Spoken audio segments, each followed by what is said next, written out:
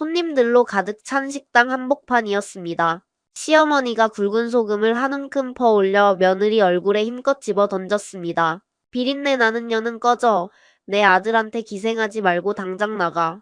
소금 알갱이가 눈에 박혀 따가운데 수십 명의 손님이 지켜보는 앞이었습니다. 7년을 새벽마다 수산시장에서 뼈 빠지게 일해서 손가락이 갈라지도록 생선을 썰어서 만든 가게였거든요.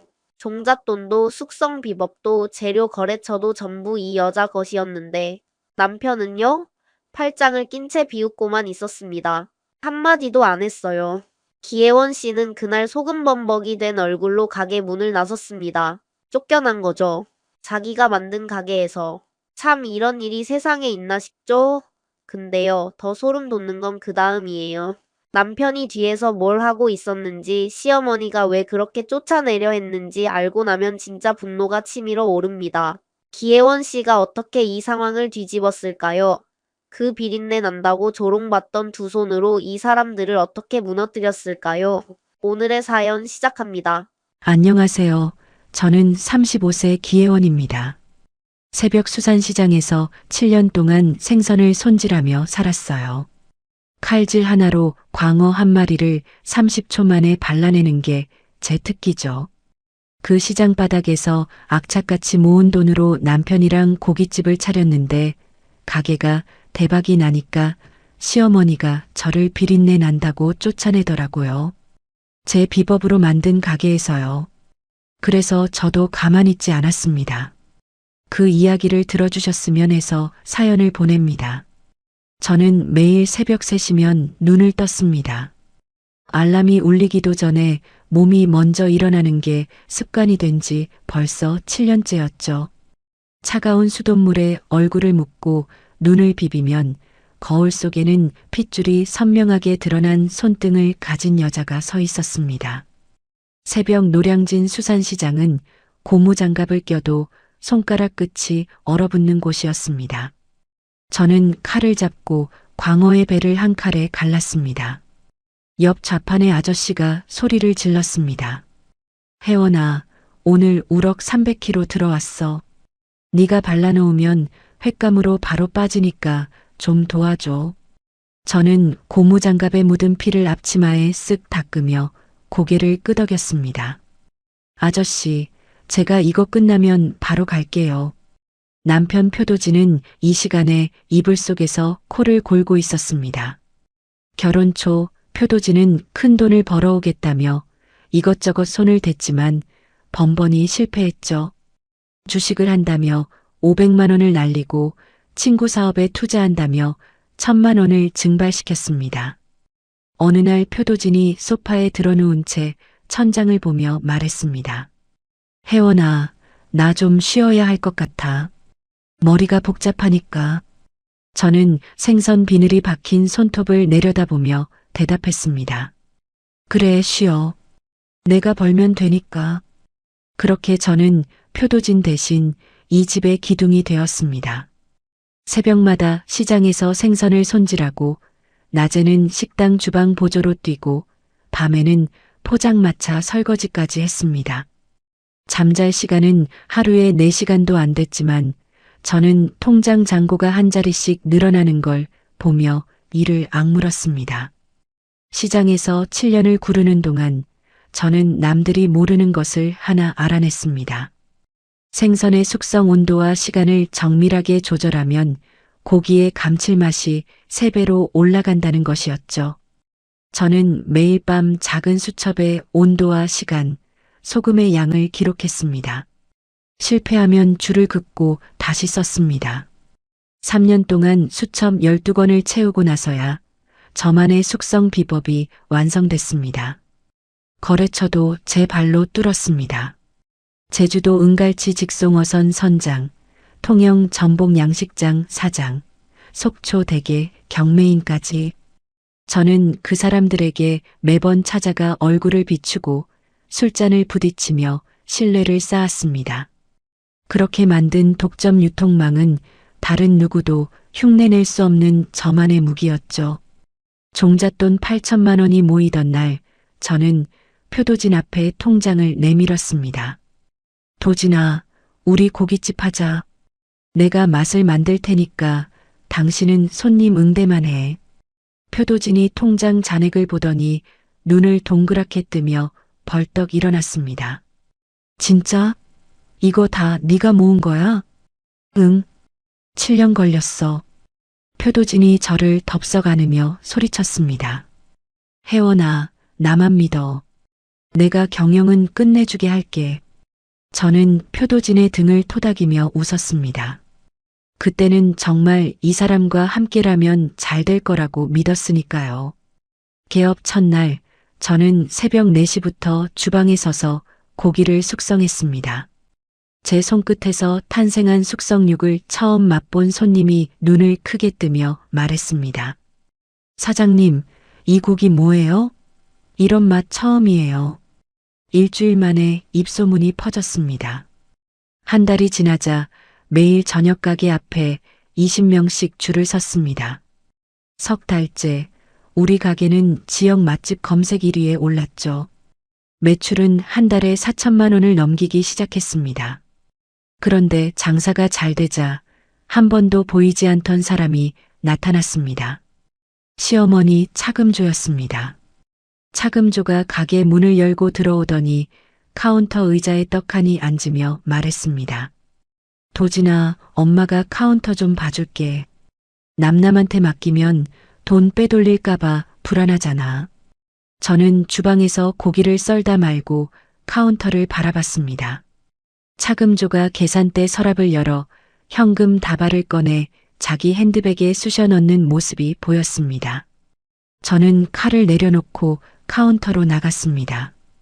어머님, 그 돈은 내일 식재료 대금으로 나가야 하는 돈이에요. 차금조가 핸드백 지퍼를 올리며 눈을 치켜떴습니다. 내 아들 가게에서 내가 용돈 좀 가져가는 게 뭐가 어때서? 시어미한테 이래라 저래라야? 표도진이 홀에서 뛰어오더니 제 팔을 잡아 끌었습니다. 혜원아, 엄마가 좀 가져가시면 어때? 넌 주방에나 있어. 저는 표도진의 손을 뿌리치고 장부를 펼쳤습니다. 지난 2달간 원인 모를 돈이 매달 300만 원씩 빠져나가고 있었습니다. 도진아, 이 돈 어디 간 거야? 설명해봐. 표도진이 장부를 확 덮으며 목소리를 높였습니다. 넌 맨날 주방에만 처박혀 있으니까 바깥 물정을 모르는 거야. 운영비가 얼마나 드는지 알아? 저는 표도진의 눈을 똑바로 쳐다봤습니다. 표도진은 시선을 피했습니다. 며칠 뒤 저는 카운터 뒤편 사무실에서 장부를 다시 펼쳤습니다. 300만 원이 아니었습니다. 석 달치를 합산하니 900만 원이 넘는 돈이 출처불명으로 빠져나가 있었죠. 저는 점심 장사가 끝난 뒤 표도진을 주방 안으로 불렀습니다. 도진아, 나 진지하게 물어볼 게 있어. 앉아봐. 표도진이 의자에 걸터 앉으며 귀찮다는 듯 턱을 괴었습니다. 뭔데 또? 장부에서 빠져나간 900만 원 어디 쓴 거야? 영수증도 없고 거래 내역도 없어. 표도진이 벌떡 일어나며 의자를 뒤로 밀었습니다. 의자 다리가 바닥을 긁으며 날카로운 소리를 냈습니다. 야, 기혜원. 내가 사장이야. 네가 사장이야? 가게 운영하려면 여기저기 쓸 데가 있는 거지. 넌 고기나 잘 썰어. 쓸 데가 있으면 영수증이 있어야지. 뭘 샀는데? 표도진이 제 눈을 마주치지 못하고 시선을 허공으로 돌렸습니다. 입술을 한번 학더니 주방 문을 벌컥 열며 나가버렸습니다. 지금부터 경영은 내 단독으로 한다. 넌 칼이나 잡고 있으면 돼. 저는 텅 빈 주방에서 혼자 서 있었습니다. 손에 들린 장부의 모서리가 구겨질 만큼 손가락에 힘이 들어갔습니다. 이 남자가 눈을 피한 순간 뭔가 숨기고 있다는 확신이 들었습니다. 그날 저녁 가게에 손님이 가득 찬 시간이었습니다. 저는 주방에서 숙성육을 썰다가 잠깐 행주에 손을 닿고 물을 마시려 했습니다. 새벽 4시부터 서 있던 다리가 욱신거려서 싱크대에 엉덩이를 기대고 30초만 쉬려던 참이었죠. 그때 카운터 쪽에서 차금조의 날카로운 목소리가 주방까지 파고들었습니다. 기혜원, 당장 나와봐. 저는 앞치마를 두른 채 홀로 나갔습니다.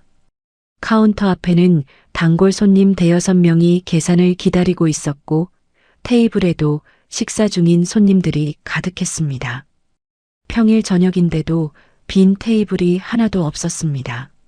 차금조가 카운터 의자에서 일어나더니 제 팔을 움켜잡았습니다. 손톱이 살을 파고들 만큼 세게 쥐었습니다. 차금조가 저를 손님들 앞으로 질질 끌어냈습니다. 어머님, 지금 뭐 하시는 거예요? 손님들 계시잖아요. 저는 팔을 빼려 했지만 차금조가 양손으로 제 팔목을 붙잡은 채 놓아주지 않았습니다. 차금조가 손님들을 둘러보며 목소리를 높였습니다. 여러분, 잘 보세요. 이 사람이 우리 가게 주방에서 음식을 만들고 있어요. 단골 손님 한 분이 젓가락을 내려놓으며 어리둥절한 표정으로 차금조를 쳐다봤습니다. 다른 테이블의 손님들도 고개를 돌렸습니다. 가게 안이 조용해졌습니다. 차금조가 제 앞치마를 손가락으로 가리키며 코를 찡그렸습니다. 2년이 수산시장에서 생선이나 만지던 사람이에요. 맡아보세요. 비린내가 진동하잖아. 제 귀가 뜨거워졌습니다. 손님 20명의 시선이 제 몸을 훑는 게 느껴졌습니다. 저는 차금조의 손을 떼어내려 팔을 빼며 말했습니다. 어머님, 제발 그만하세요. 손님들 보는 앞에서 이러시면 안 되잖아요. 차금조가 제 손을 탁 쳐내며 삿대질을 했습니다. 차금조의 손가락 끝이 제 코앞까지 왔습니다. 안 되긴 뭐가 안 돼. 비린내 나는 년이 주방에 있으니까 손님이 줄어드는 거야. 네가 이 가게 물을 흐리고 있어. 손님이 줄었다고요. 매일 대기줄이 서는 가게에서 무슨 소리를 하는 건지. 저는 입술을 꽉 깨물었습니다. 계산대 앞에 서 있던 단골 아주머니 한 분이 조심스럽게 입을 열었습니다. 저기 사장님 어머니. 여기 고기 맛이 좋아서 매주 오는 건데. 차금조가 그 아주머니를 향해 고개를 획 돌리며 눈을 부라렸습니다. 댁이 뭔데 우리 집안일에 참견이야. 아주머니가 움찔하며 입을 다물었습니다. 다른 손님들도 고개를 숙이거나 시선을 돌렸습니다. 아무도 나서지 않았습니다. 저는 차금조를 바라보며 목소리를 낮췄습니다. 어머님, 안에서 말씀하시죠. 여기서 이러시면. 닥쳐. 차금조가 카운터 위에 놓여있던 굵은 소금통을 움켜쥐었습니다. 고깃집에서 고기 밑간용으로 쓰는 1kg짜리 대형 소금통이었습니다. 저는 차금조의 손에 들린 소금통을 보고 한 발 물러섰습니다. 어머님. 차금조가 소금통 뚜껑을 열고 한 움큼을 퍼서 제 얼굴을 향해 힘껏 집어 던졌습니다. 굵은 소금 알갱이가 제 눈과 코에 부딪히며 따갑게 박혔습니다. 눈 안으로 소금이 들어가 순간적으로 앞이 안 보였습니다. 저는 눈을 질끈 감고 얼굴을 손으로 감쌌습니다. 눈물이 저절로 쏟아졌습니다. 아파서 나오는 눈물이었습니다. 차금조가 소금을 또 한 줌 퍼올리며 소리를 질렀습니다. 내 아들한테 기생하지 마. 비린내 나는 몸뚱이 이끌고 당장 꺼져. 이혼 서류에 도장 찍고 나가. 두 번째 소금이 제 가슴팍에 쏟아졌습니다. 소금 알갱이가 앞치마 안으로 들어가 목 아래를 따갑게 긁었습니다. 저는 눈을 비비며 흐릿한 시야로 홀을 둘러봤습니다. 손님들은 입을 벌린 채 구경만 하고 있었습니다. 어떤 사람은 핸드폰을 들고 있었고 어떤 사람은 외투를 집어들고 슬금슬금 문 쪽으로 빠지고 있었습니다. 카운터 옆에 서 있던 표도진은 팔짱을 낀 채 입꼬리를 비틀고 있었습니다. 도진아. 저는 남편을 불렀습니다. 눈이 따가워서 제대로 뜰 수가 없었지만 표도진의 윤곽은 보였습니다. 표도진이 코웃음을 치며 고개를 돌렸습니다. 한마디도 하지 않았습니다. 말리지도 걱정하지도 쳐다보지도 않았습니다. 저는 그 순간 온몸에서 힘이 빠지는 걸 느꼈습니다. 시어머니가 소금을 던지는 것보다 남편의 그 무관심이 더 깊이 박혔습니다. 차금조가 빈 소금통을 카운터에 탁 내려놓으며 턱짓을 했습니다. 오늘 안으로 짐 싸서 나가. 알았어? 소금 알갱이가 제 머리카락 사이로 떨어져 바닥에 흩어졌습니다. 저는 앞치마로 얼굴에 소금을 훔치며 그 자리에 서 있었습니다. 7년을 새벽마다 일어나 손가락이 갈라지도록 일해서 만든 가게였습니다.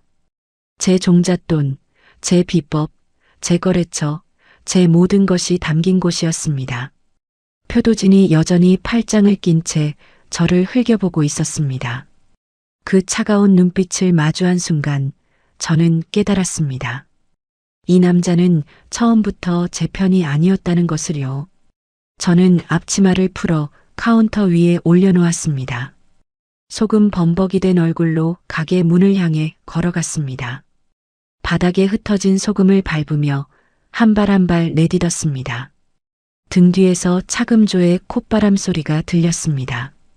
그날 밤 저는 집으로 돌아와 현관문을 닫고 벽에 등을 기댔습니다.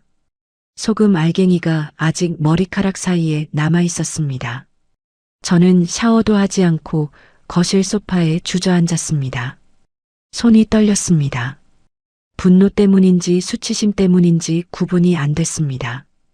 저는 두 손을 무릎 위에 꾹 눌러 떨림을 멈추려 했습니다. 한참을 그렇게 앉아 있다가 거실 테이블 위에 놓인 표도진의 노트북이 눈에 들어왔습니다. 저는 자리에서 일어나 노트북을 펼쳤습니다. 비밀번호는 표도진의 생일이었습니다. 바꾼 적이 없더군요. 이메일 수신함을 열었습니다. 카드 결제 알림이 줄줄이 떠 있었습니다. 명품 가방 280만 원, 명품 가방 350만 원, 고급 오피스텔 월세 150만 원, 오피스텔 월대 150만 원. 모두 같은 주소로 배송되거나 같은 건물에서 결제된 내역이었습니다. 저는 결제 내역을 하나하나 핸드폰 카메라로 찍었습니다. 손이 떨려서 사진이 흔들렸지만 다시 찍고 또 찍었습니다. 오피스텔 주소를 검색하니 강남의 신축 건물이었습니다. 월세 150만 원짜리 방에 누가 살고 있는 건지 저는 이를 꽉 깨물었습니다. 다음 날 아침 8시 저는 식당 근처 골목에 차를 세웠습니다. 선글라스를 쓰고 운전석에서 식당 앞을 지켜봤습니다. 8시 반쯤 표도진의 차가 식당 앞에 멈췄습니다. 운전석에서 표도진이 내렸습니다. 그리고 조수석 문이 열리더니 긴 생머리에 원피스를 입은 젊은 여자가 내렸습니다. 여자가 표도진의 팔짱을 끼며 웃었습니다. 표도진도 여자의 허리를 감싸며 가게 안으로 들어갔습니다. 저는 선글라스 너머로 그 장면을 똑똑히 봤습니다. 핸드폰을 들어 연사로 찍었습니다. 10분쯤 지나 저는 차에서 내려 식당 옆 골목으로 돌아갔습니다. 주방 쪽 작은 창문으로 홀 안이 보였습니다. 그 여자가 제 전용 앞치마를 두르고 카운터에 앉아 있었습니다. 차금조가 여자 옆에 바짝 붙어 앉아 호호거리며 여자의 손을 잡고 있었습니다. 차금조의 목소리가 열린 창문 사이로 흘러나왔습니다. 아이고, 우리 며느리 손이 이렇게 곱고 부잣집 딸은 다르다니까. 여자가 입을 가리며 웃었습니다. 어머님, 오늘부터 제가 카운터 볼게요. 금고 비밀번호 알려주시면 제가 정리해 드릴게요. 차금조가 고개를 끄덕이며 금고 쪽으로 손짓했습니다. 그럼 당연하지. 917이야. 우리 도진이 생일. 저는 창문 틀을 움켜쥐었습니다.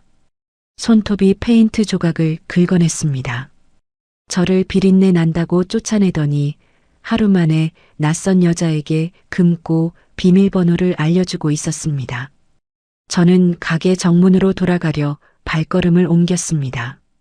문을 박차고 들어가 뒤집어 엎고 싶었습니다. 그때 홀 안쪽에서 표도진의 목소리가 들렸습니다. 배 좀 보여줘봐. 많이 나왔나? 저는 다시 창문으로 돌아가 안을 들여다봤습니다. 표도진이 여자의 배를 쓰다듬고 있었습니다. 여자가 핸드백에서 흑백 사진을 꺼내 표도진에게 내밀었습니다.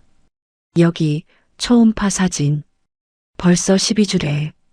표도진이 사진을 들여다보며 입꼬리를 올렸습니다. 아들이면 좋겠다. 차금조가 박수를 치며 끼어들었습니다. 아이고, 우리 손주. 이 가게 이름도 바꿔야겠다. 새 며느리 이름으로. 저는 발걸음을 멈췄습니다. 주먹을 쥔 손이 하얗게 질렸습니다. 차금조가 서류 뭉치를 테이블 위에 펼치며 말했습니다. 도진아, 여기 가게 명예 변경 서류야. 변호사한테 받아왔어. 기혜원이가 알아서 나가면 제일 좋은데 안 나가면 밀어내야지. 표도진이 서류를 넘기며 고개를 끄덕였습니다. 엄마, 걱정 마. 혜원이 성격 알잖아. 자존심 강해서 소금 맞고 나면 제 발로 나갈 거야. 저는 창문에서 한 발 물러났습니다. 온몸의 피가 거꾸로 솟는 것 같았습니다. 하지만 저는 이를 악물고 심호흡을 했습니다. 지금 뛰어들어가면 지는 겁니다. 저는 돌아서서 골목을 빠져나왔습니다. 집으로 돌아온 저는 식탁에 앉아 볼펜을 꺼냈습니다. 흰 종이 위에 해야 할 일을 하나씩 적었습니다. 표도진의 횡령 내역 사본 확보, 차금조 폭언 녹음 파일, 복제, 비법 노트 원본 안전한 곳에 보관, 유통 독점 계약서 원본 확보. 저는 그날 밤 표도진이 돌아오기 전에 노트북의 결제 내역을 전부 USB에 복사했습니다. 제 핸드폰에 남아있던 차금조의 폭언 녹음 파일도 클라우드와 USB 두 군데에 저장했습니다. 그리고 옷장 깊숙이 숨겨둔 저의 숙성 비법 노트 원본과 유통거래처 독점 계약서를 꺼내 친정엄마 집 감고에 맡겼습니다. 모든 준비를 마친 다음 날 저는 식당으로 갔습니다. 카운터에 차금조와 표도진이 나란히 앉아 있었습니다. 두 사람이 동시에 고개를 돌려 저를 노려봤습니다. 차금조가 팔짱을 끼며 턱을 치켜들었습니다. 뭐야, 또 왔어? 어제 한 말 못 알아들었어? 저는 두 사람을 바라보며 입꼬리를 천천히 올렸습니다. 세상에서 가장 온화한 미소를 지어 보였습니다. 네, 갈게요. 차금조가 눈을 깜빡였습니다. 표도진도 의아한 표정으로 저를 쳐다봤습니다. 저는 차금조가 내민 재산 포기각서에 도장을 찍었습니다. 군말 한마디 없이요. 그리고 가게 문을 열고 밖으로 걸어 나왔습니다. 등 뒤에서 차금조의 킥킥거리는 웃음소리가 들렸습니다. 저는 멈추지 않았습니다. 햇빛 아래로 한 발 한 발 내디디며 입안에서 작게 중얼거렸습니다. 두고 봐. 가게를 나온 그날 오후 저는 핸드폰을 꺼내 연락처를 하나씩 눌렀습니다. 제주도 은갈치 직송어선의 김 선장님이 첫 번째였습니다. 선장님, 저 기혜원이에요. 오, 혜원 씨. 무슨 일이야, 이 시간에. 선장님, 오늘부터 기존 식당에 물건 넣지 마세요. 저 그 가게에서 나왔어요. 김 선장님이 잠깐 침묵하더니 대답했습니다. 그래, 나는 혜원 씨 믿고 거래한 거지. 그 남편이란 사람 때문에 한 게 아니야. 알았어, 끊을게. 다음은 통영 전복 양식장 박 사장님, 그 다음은 속초대게 경매인 오 사장님. 저는 7년 동안 제 발로 뛰며 만든 거래처에 하나하나 전화를 돌렸습니다. 모든 사람이 같은 대답을 했습니다. 혜원 씨가 빠진 가게에 물건 넣을 이유가 없지. 전화를 끊고 나니 해가 뉘엿뉘엿 기울고 있었습니다. 저는 다음 할 일을 위해 차를 몰고 식당이 있는 골목으로 향했습니다. 식당 건물주 허 사장님은 골목 끝 부동산 사무실에서 만났습니다. 허 사장님이 커피를 내밀며 물었습니다. 혜원 씨, 갑자기 무슨 일로? 사장님, 옆에 짓고 계신 신축상가 있잖아요. 1층 통으로 임대하고 싶어요. 허 사장님이 안경을 고쳤으며 저를 쳐다봤습니다. 거기 넓은데 보증금만 해도 꽤 나갈 텐데 얼마예요? 보증금 5천에 월세 300. 저는 친정엄마 집 금고에 따로 모아둔 비상금 통장을 떠올렸습니다. 시장에서 7년 아무에게도 말하지 않고 따로 쌓아둔 돈이었죠. 계약할게요. 내일 바로 가능하세요? 허 사장님이 놀란 표정으로 고개를 끄덕였습니다. 혜원 씨가 하겠다면야. 내일 오전에 서류 준비해 둘게. 저는 허 사장님과 악수를 하고 사무실을 나왔습니다. 골목 저편으로 표도진의 식당 간판 불빛이 보였습니다. 저는 그 불빛을 한참 바라보다 돌아섰습니다. 그로부터 며칠 뒤의 일이었습니다. 표도진의 식당에서는 큰 파티가 벌어지고 있었죠. 저는 알 필요도 없었지만 가게 앞을 지나는 사람들의 수군거림으로 들을 수 있었습니다. 저 가게 사장이 바뀌었대. 새 여사장이 왔다더라. 표도진과 차금조는 상간녀를 정식으로 카운터에 앉히고 샴페인을 터뜨렸을 겁니다. 자기들끼리 축배를 들며 앞으로 쏟아질 돈다발을 상상했겠죠. 저는 그들의 잔치 따위 신경 쓰지 않았습니다.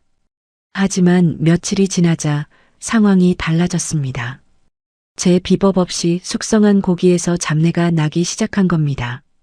온도, 시간, 소금의 비율을 모르니 당연한 결과였죠. 거래처가 끊겨 급하게 구한 싸구려 재료는 질이 형편없었을 테고요. 저는 그 소식을 수산시장 지인에게서 전해 들었습니다. 혜원아, 너 전에 있던 가게 말이야.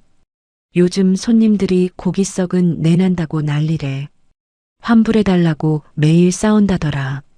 저는 전화기를 귀에 대고 조용히 웃었습니다. 그리고 그날 저녁 제 핸드폰이 울리기 시작했습니다. 화면에 뜬 이름은 시어머니였습니다. 저는 전화를 받지 않았습니다. 1분 뒤 또 울렸습니다. 또 받지 않았습니다. 5분 사이에 7번이 울렸습니다. 8번째 전화에서 저는 받기 버튼을 눌렀습니다. 차금조의 목소리가 귀를 찢을 듯 터져 나왔습니다. 기혜원, 너 지금 당장 와서 고기 비법 내놔. 손님들이 다 나가고 있어. 저는 전화기를 귀에서 살짝 대며 말했습니다. 어머님, 비린내 나는 년은 나가라고 하셨잖아요. 전화 갔는데요. 인연이 지금 장난해. 당장 와. 안 그러면. 저는 차금조의 말이 끝나기도 전에 전화를 끊었습니다. 그리고 차금조의 번호를 차단했습니다. 표도진 번호도 차단했습니다. 연락처 목록에서 두 사람의 이름을 영구적으로 지워버렸습니다. 다음 날부터 저는 신축상가 1층에서 새 식당 인테리어 공사를 시작했습니다. 페인트색을 고르고 주방 설비를 배치하고 숙성고 온도를 세팅했습니다. 제 손으로 직접 제 이름으로만 만드는 가게였습니다. 공사가 한창이던 어느 날 저는 표도진의 식당 앞을 지나다 커다란 현수막이 걸린 것을 봤습니다. 0만 구독자 유명 먹방 유튜버 생방송 이 맛의 비밀을 공개합니다. 날짜가 적혀 있었습니다. 2주 뒤 토요일 저녁 7시 저는 현수막을 핸드폰으로 찍어두고 발걸음을 옮겼습니다. 그리고 새 식당의 그랜드 오픈 날짜를 그날로 정했습니다. 토요일 저녁 7시 같은 날 같은 시간 저는 집으로 돌아와 컴퓨터를 켰습니다. 구청 위생과 민원 접수 페이지를 열었습니다. 제목란에 적었습니다. 유통기한 경과 식자재 사용 의심 식당 신고. 며칠 전 수산시장 지인이 보내준 사진을 첨부했습니다. 표도진의 식당 주방 뒷문에 쌓여 있던 곰팡이 핀 해산물 박스 사진이었죠.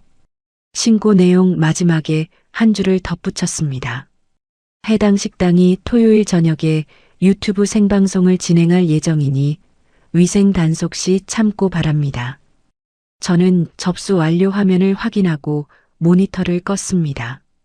의자에 등을 기대며 천장을 올려다봤습니다. 판은 다 깔았습니다. 이제 그날만 기다리면 됐습니다. 유튜버 생방송 며칠 전 저는 집 식탁 위에 서류들을 한 장씩 펼쳐놓았습니다. 표도진의 노트북에서 복사해둔 카드 결제 내역, 유튜버 소속사 직원 명의의 차명 계좌로 송금한 거래 확인서, 그리고 제 비법 노트 사본과 유통 독점 계약서 원본. 저는 결제 내역을 다시 한번 찬찬히 들여다봤습니다. 유튜버 소속사 직원 이름으로 된 계좌에 1,500만 원이 두 차례에 걸쳐 입금되어 있었습니다. 날짜는 현수막이 걸리기 일주일 전이었죠. 표도진이 유튜버에게 뒷돈을 주고 홍보 방송을 산 증거였습니다. 하나 더 확인할 게 있었습니다. 저는 며칠 전 심부름센터에 의뢰한 상간녀 뒷조사 결과를 떠올렸습니다. 심부름센터 직원이 전화로 결과를 알려주던 때가 생각났습니다. 기혜원 씨, 조사 끝났어요. 그 여자 본명 유서진인데요. 사기 전과가 3건이에요. 결혼 빙자 사기, 투자 사기, 보험 사기, 그리고 임신은 가짜예요. 초음파 사진이 다른 산부인과 환자 것으로 확인됐어요. 저는 그 통화를 녹음해뒀고 심부름센터에서 보내준 전과 조회 서류도 출력해놨습니다. 식탁 위에 모든 서류를 가지런히 정리했습니다. 비법 노트 사본, 유통 독점 계약서, 표도진의 횡령 내역, 유튜버 뒷돈, 송금 내역, 상간녀 유서진의 사기 전가 기록. 저는 이것들을 한 장 한 장 코팅기에 넣었습니다. 빳빳하게 코팅된 서류들을 투명 파일에 끼워 가방에 넣었습니다. 현장에서 뿌릴 배포용이었습니다. 그 무렵 표도진의 식당에서는 난리가 나고 있었을 겁니다. 유튜버 방송 한 방이면 전국구 대박을 칠 수 있다고 믿은 차금조와 표도진은 사채까지 끌어다 쓰며 가게를 꾸미고 있었죠. 수산시장 지인이 전해준 소식으로는 표도진이 고금리 사채업자에게 3천만 원을 빌려 방송용 인테리어, 소품과 고급 식기를 사들이고 있다고 했습니다. 저는 그 소식을 듣고 피식 웃었습니다. 빚으로 쌓은 성은 무너질 때 더 처참한 법이니까요. 방송 하루 전날 저는 새 식당에 대형 간판을 달았습니다. 간판 업체 사장님이 사다리차 위에서 소리쳤습니다. 사장님, 이 문구 진짜 이대로 달아요? 네, 그대로 해주세요. 간판에는 이렇게 적혀 있었습니다. 진짜 숙성 비법의 원조, 기혜원의 고깃집. 가짜에 속지 마세요. 표도진의 식당에서 고개만 돌리면 바로 보이는 위치였습니다. 저는 간판 불을 켜보며 만족스럽게 고개를 끄덕였습니다. 골목을 지나는 사람들이 하나둘 고개를 돌려 간판을 올려다봤습니다. 그날 밤 저는 새 식당 주방에서 내일 오픈에 쓸 고기를 숙성하며 핸드폰을 확인했습니다. 구청 위생과에서 민원 처리 문자가 와 있었습니다. 귀하의 신고건에 대해 현장 점검을 실시할 예정입니다. 점검 날짜는 내일 토요일이었습니다. 저는 문자를 확인하고 핸드폰을 주머니에 넣었습니다. 숙성고 온도를 확인하고 내일 쓸 앞치마를 깨끗이 다려놓고 셰프복을 옷걸이에 걸었습니다. 내일이면 모든 게 끝납니다. 저는 주방 불을 끄고 식당 문을 잠갔습니다. 토요일 저녁 7시 저는 새 식당 주방에서 셰프복 단추를 하나하나 잠그며 핸드폰 화면을 켰습니다. 유튜버의 실시간 스트리밍이 시작되고 있었습니다. 시청자 수가 빠르게 올라가고 있었죠. 5,000명, 8,000명, 1만 명. 화면 속에서 유튜버가 표도진의 식당 앞에 서서 카메라를 향해 손을 흔들었습니다. 여러분, 오늘은 요즘 핫하다는 숙성육 맛집에 왔습니다. 사장님이 직접 비법을 공개해 주신다고 하는데요. 카메라가 식당 안으로 들어갔습니다. 표도진이 새 양복을 차려입고 카운터 앞에 서 있었습니다. 차금조는 한복을 입고 홀 한쪽에 앉아 있었고 상간녀 유서진은 목에 반짝이는 목걸이를 걸고 표도진 옆에 나란히 서 있었습니다. 유튜버가 표도진에게 마이크를 내밀었습니다. 사장님, 이 식당의 비법이 뭔가요? 표도진이 카메라를 정면으로 바라보며 목소리를 가다듬었습니다. 저는 5년 동안 전국 각지를 돌며 최고의 숙성 기술을 연구했습니다. 제가 직접 개발한 온도 조절 방식이 이 맛의 비밀이죠. 저는 핸드폰 화면을 보며 코웃음을 쳤습니다. 5년 동안 소파에 누워 코를 골던 사람이 무슨 연구를 했다는 건지. 표도진이 유서진의 어깨를 감싸며 말을 이었습니다. 그리고 제 아내가 늘 옆에서 응원해줬기에 가능했습니다. 차금조가 홀에서 박수를 치며 끼어들었습니다. 우리 며느리가 부잣집 딸인데 돈도 많이 투자해줬어요. 시청자 수가 2만을 넘기고 있었습니다. 채팅창에 댓글이 빠르게 올라왔습니다. 비법 빨리 알려주세요. 숙성육 맛있겠다. 사장님 멋있어요. 저는 핸드폰을 주머니에 넣고 투명 파일이 든 가방을 어깨에 걸었습니다. 새 식당 문을 나서 골목을 걸었습니다. 표도진의 식당까지 30초 거리였습니다. 식당 유리문 너머로 환한 조명과 카메라 불빛이 보였습니다. 저는 깊이 숨을 들이쉬고 문 손잡이를 잡았습니다. 화면 속에서 표도진이 숙성고를 열며 말하고 있었습니다. 이 온도가 핵심입니다. 제가 수천 번의 실험을 거쳐서 저는 문을 열고 안으로 들어갔습니다.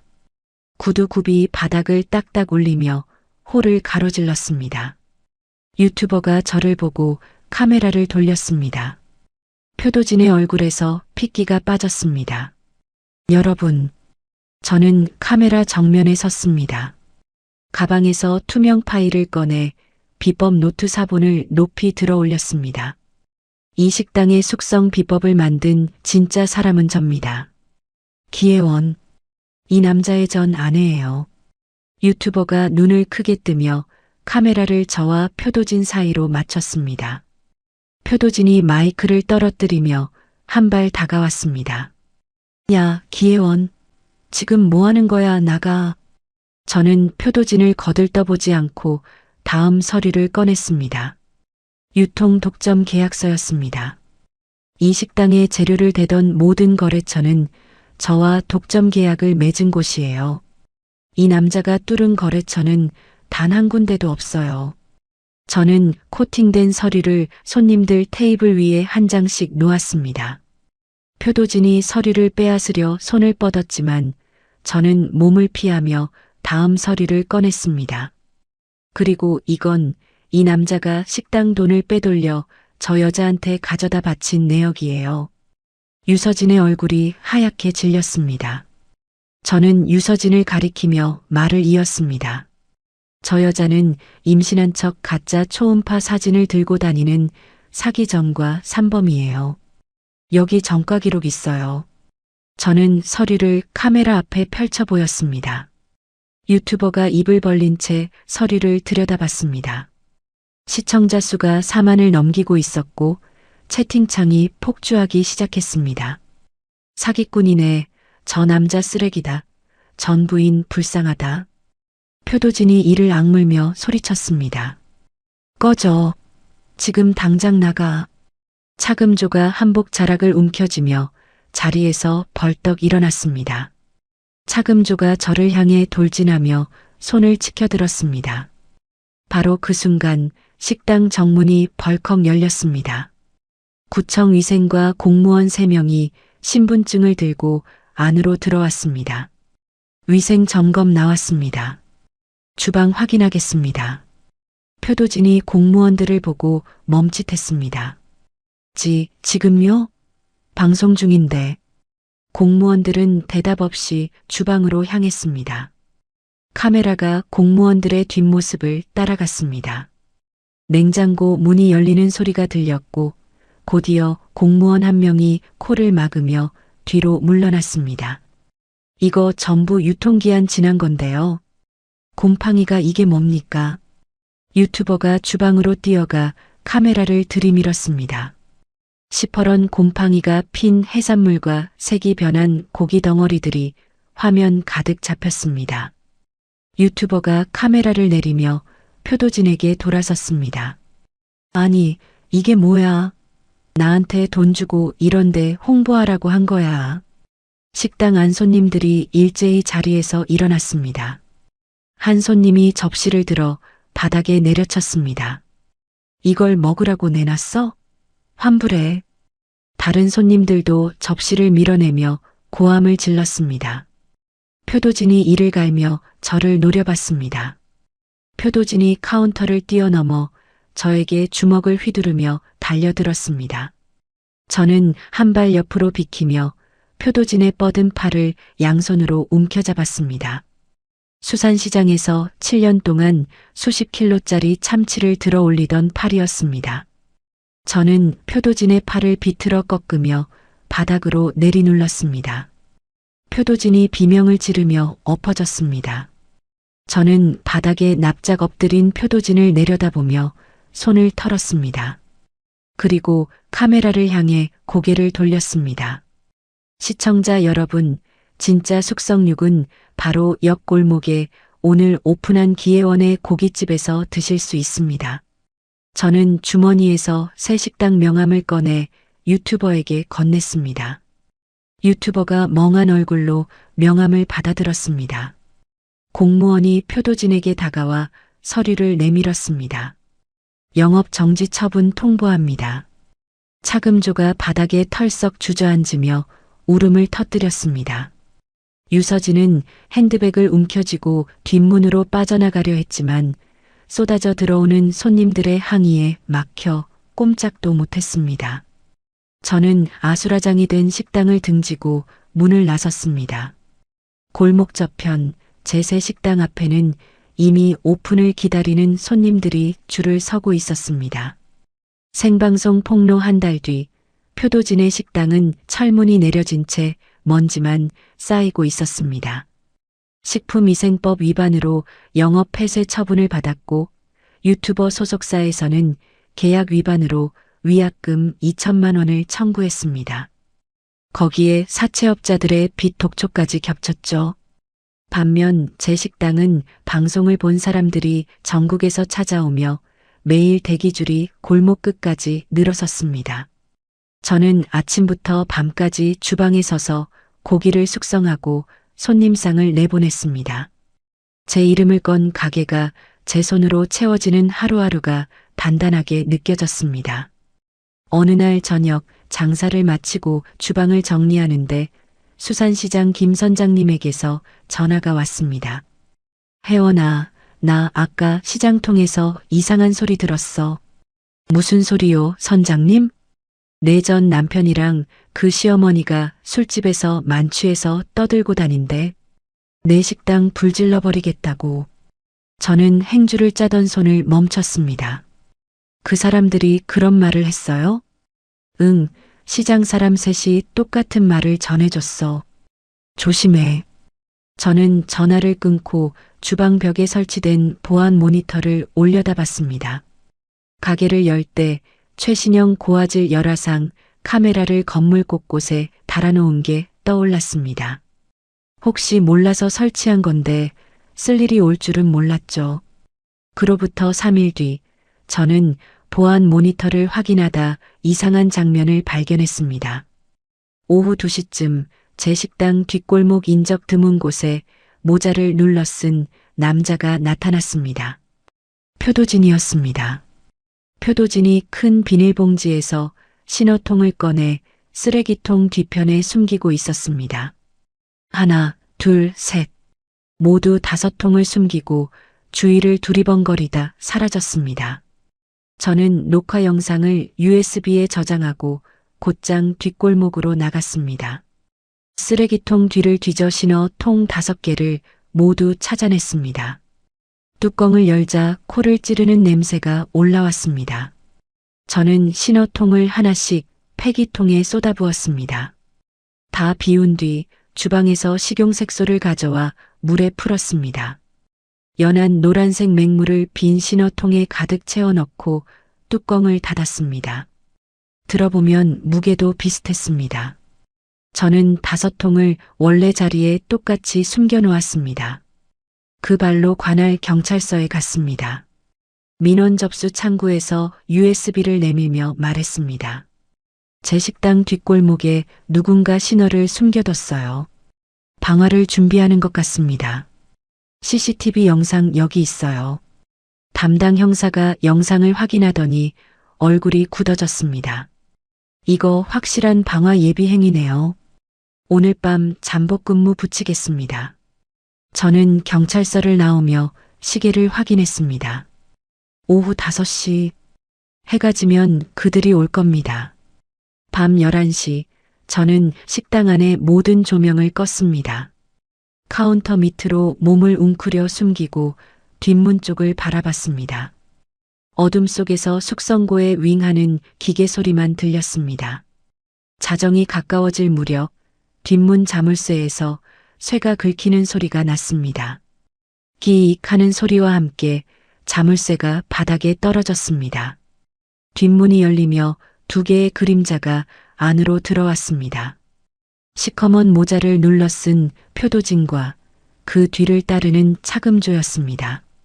표도진의 손에는 쇠지렛대가 들려 있었고 차금조는 쇠파이프를 쥐고 있었습니다. 표도진이 낮은 목소리로 중얼거렸습니다. 빨리 신어 뿌리고 나가자. 엄마는 저쪽 숙성고부터 부숴. 차금조가 쇠파이프를 치켜들며 숙성고를 향해 걸어갔습니다. 차금조가 숙성고 유리문을 힘껏 내리쳤습니다. 유리가 와장창 깨지며 바닥에 흩어졌습니다. 표도진은 뒷골목에서 가져온 신어통의 뚜껑을 따고 주방 바닥에 들이부었습니다. 노란 액체가 바닥에 흥건하게 퍼졌습니다. 표도진이 2번째 통, 3번째 통을 홀 바닥에 쏟아냈습니다. 차금조가 쇠파이프로 카운터를 때리며 이를 갈았습니다. 인연이 잘 되는 꼴을 못 보겠어. 다 부숴버릴 거야. 표도진이 주머니에서 라이터를 꺼냈습니다. 불꽃을 튀기며 바닥에 액체 웅덩이를 내려다봤습니다. 다 같이 지옥으로 가자. 표도진이 라이터를 바닥을 향해 힘껏 던졌습니다. 라이터 불꽃이 바닥의 노란 액체 위에 떨어졌습니다. 치직하는 작은 소리와 함께 불꽃이 쓰러졌습니다. 아무 일도 일어나지 않았습니다. 표도진이 멈칫했습니다. 바닥에 쪼그려 앉아 액체를 손가락으로 찍어 코에 가져갔습니다. 뭐야, 이거 냄새가 안 나는데? 바로 그 순간 바깥에서 사이렌 소리가 귀를 찢으며 가까워졌습니다. 뒷문과 정문이 동시에 벌컥 열리며 사복 경찰 4명이 쏟아져 들어왔습니다. 움직이지 마. 경찰이다. 경찰이 손전등을 비추며 안으로 들이닥쳤습니다. 표도진이 바닥에서 벌떡 일어나 뒷문 쪽으로 몸을 돌렸지만 이미 뒷문에도 경찰 2명이 길을 막고 있었습니다. 엎드려. 바닥에 엎드려. 경찰 1명이 표도진의 어깨를 잡아 바닥으로 눌렀습니다. 표도진이 발버둥을 쳤지만 곧 양손이 등 뒤로 꺾이며 수갑이 찰칵 채워졌습니다. 표도진의 볼이 차가운 바닥에 짓눌렸습니다. 차금조는 쇠파이프를 든 채 구석에 얼어붙어 있었습니다. 경찰이 한 발 다가서자 차금조의 손에서 쇠파이프가 딸그락 떨어졌습니다. 차금조가 다리에 힘이 풀린 듯 바닥에 털썩 주저앉았습니다. 저는 카운터 밑에서 천천히 몸을 일으켰습니다. 조명 스위치를 올렸습니다. 환한 불빛 아래 표도진과 차금조의 얼굴이 드러났습니다. 저는 바닥에 엎드린 표도진 앞에 섰습니다. 표도진이 고개를 비틀어 저를 올려다봤습니다. 눈이 충혈되어 있었고 입술이 파르르 떨리고 있었습니다. 기혜원 너. 저는 표도진을 내려다보며 입을 열었습니다. 방아미수, 특수재물 손괴, 건조물 침입. 도진아, 네가 오늘 저지른 거야. 표도진이 이를 악물며 바닥에 이마를 박았습니다. 차금조가 바닥에 앉은 채 울음을 터뜨렸습니다. 혜원아, 나 좀 살려줘. 제발. 저는 차금조를 한번 내려다보고 시선을 걷었습니다. 대답할 가치를 느끼지 못했습니다. 경찰들이 표도진을 일으켜 세우고 차금조의 팔을 잡아 끌어올렸습니다. 두 사람이 정문으로 끌려나갈 때 경찰서 주차장에서 대기하고 있던 사채업자 3명이 순찰차 옆으로 다가왔습니다. 제가 며칠 전 사채업자들에게 표도진의 체포 일정을 귀띔해 둔 것이었죠.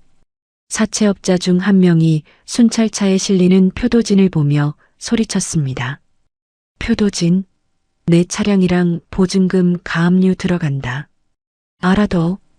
표도진은 고개를 떨군 채 아무 대답도 하지 못했습니다. 순찰차 문이 닫히고 사이렌이 울리며 멀어져 갔습니다. 저는 부서진 숙성고와 깨진 유리 조각이 흩어진 주방을 둘러봤습니다. 내일 수리업체를 부르면 됩니다. 신호가 아니라 맹물이었으니 바닥은 걸레질만 하면 되고요.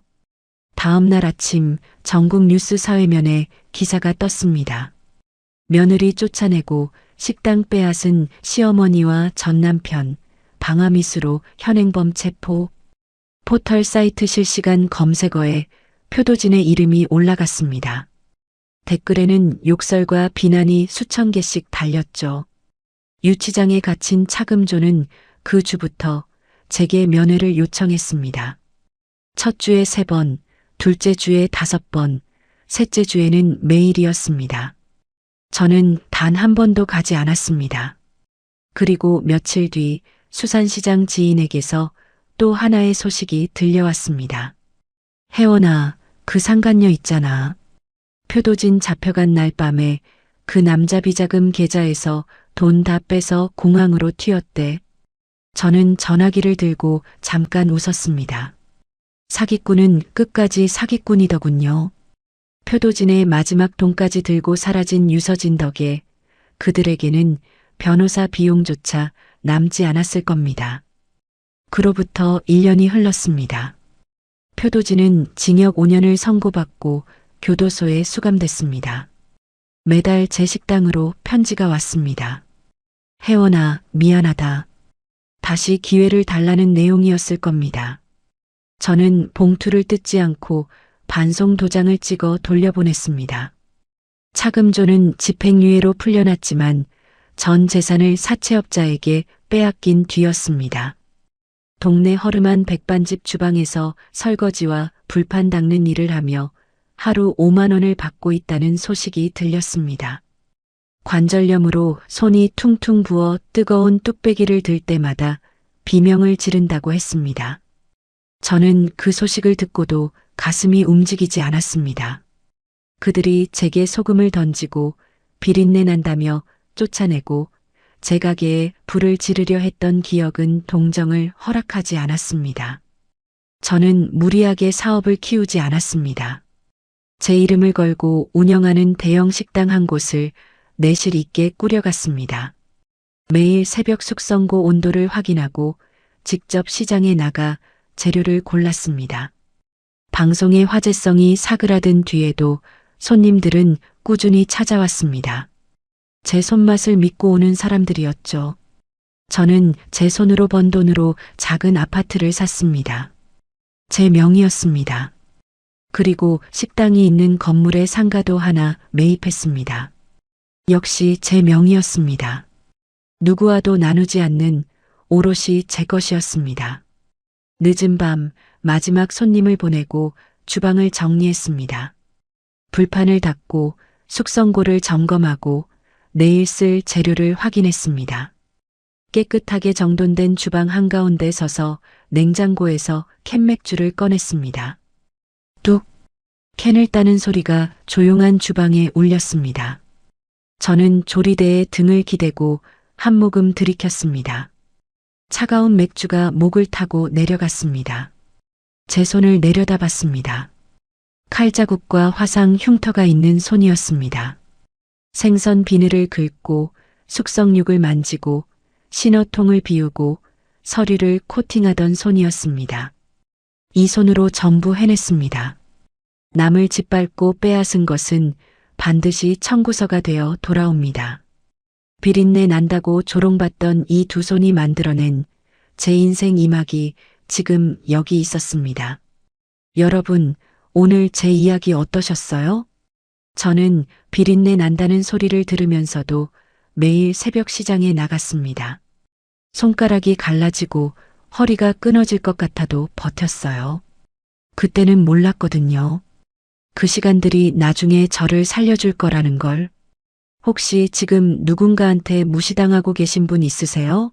내가 한 일을 남이 가로채고 고맙다는 말 대신 잔소리만 듣고 계신 분. 저도 그랬어요.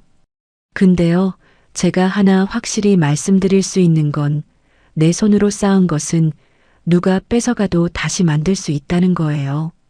진짜 실력은 내 몸에 남아있으니까요. 지금 당장은 억울하고 답답하시겠지만 참고 버티라는 말은 안 할게요. 대신 한 가지만 기억해 주세요. 나를 깔보는 사람들 앞에서 무너지지 마세요. 웃으면서 걸어 나오세요. 그 다음은 제가 보여드린 것처럼 하시면 됩니다. 오늘 제 사연 들어주셔서 감사합니다. 오늘도 이야기 끝까지 들어주셔서 감사합니다. 구독과 댓글은 저에게 큰 힘이 됩니다. 그럼 오늘 하루도 좋은 하루 보내시길 바라겠습니다.